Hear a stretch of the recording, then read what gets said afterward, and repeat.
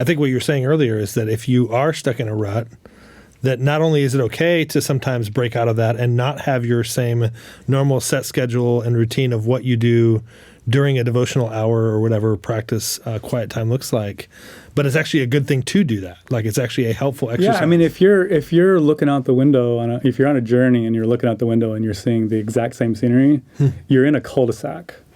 Okay, you need to get out. And so, like, we've had that happen. You might even say that if you're in a religious ritual that's not bearing much fruit, you probably need to change it. Right. You know, you probably are going in circles. The reason it feels like you are is that you might be. And so sometimes we need to do this. And you know, Maggie, you mentioned Jesus. You know, a lot of times we will focus so much on the incredible, beautiful teaching and commands and moral imperatives that Jesus gave, like the golden rule, and he revolutionized ethics. I mean, he just gave us a beautiful way of life. And so sometimes we will just focus on what he said and doing those things without paying attention to the way of life that actually enabled Jesus to have those kind of thoughts and to live that kind of life. So, you know, you mentioned his pattern of fast and slow. So we see him, of course, engaging the crowds and doing miracles and meeting needs and being, you know, really enveloped in human need of every kind. He was touched by our infirmities, you know. And so he knew sweat and tears and labor and suffering and joy in relationships.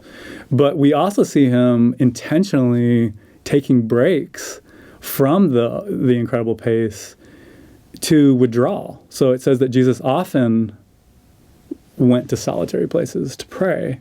So he was going slow as a means of sustaining the fast pace. And then we see from his teaching, like, we wonder, like, what is he doing out in the countryside? Well, he wasn't just reading scriptures, because in his teaching we see him constantly referring to nature. You know, he'll say, look at the birds. The kingdom of heaven's like a seed. He tells us these beautiful stories from the things that he was seeing actually in God's creation. So part of his prayer life was not only in the context of nature, but he was actually studying beauty and different means of seeing the revelation of God and conveying what God was like in all of these things. So Jesus did a lot more than Bible study. Like, his prayer life was kind of like what you're saying, like multiple pathways to see God in everything. Yeah. And in the same way, like, the things that bring us joy, the things that and the places where we sense God the most, like most naturally, like a lot of times it is nature. People will say, like, I feel close to God when I'm in nature. But it could be other things, that give us a sense of joy. Those are the places where we ought to begin to look for God and to pray and to make connection to God and to cultivate in the slowness that sense of connection, as well as the scriptures. Yeah, it's fascinating when you just look at Jesus's life. You don't see a lot of references where he's sitting down with the scriptures in front of him, meditating on that. He's often going out to pray and have a conversation with the Father out in nature somewhere. And I think you were sharing this at one point in time, we were having a conversation around this, that up until a few hundred years ago, most of people that have followed God throughout the course of their life did not have written words to go and study and meditate on, but yet they were able to cultivate a pretty vibrant relationship. Yeah, and it's not in any way to downplay the power of Scripture.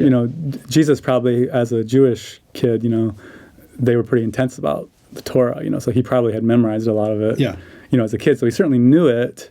And we have this incredible treasure now of printed word and like digital word and all the stuff so we have access in unprecedented ways to the scriptures, which I definitely don't think we want to ignore. But what you're saying is also true, Brent. Like, this idea that the only way to be holy is to be reading a book, just doesn't have historical legs.